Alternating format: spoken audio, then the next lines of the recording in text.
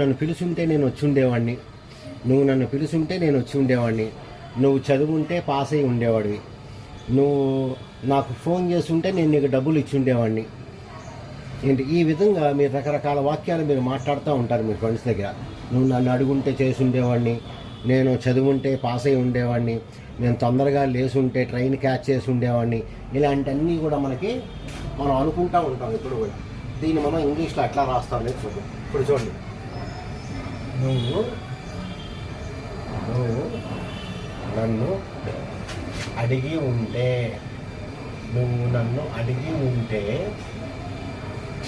నేను నీకు హెల్ప్ చేసి ఉండేవాడిని. ఇది సెంటెన్స్. ఇప్పుడు దీన్ని మనం ఇంగ్లీష్లో రాయాలి. మనకి ఏంటి అంటే ఇది మొత్తం కూడా గ్రామర్తో రిలేటెడ్ది.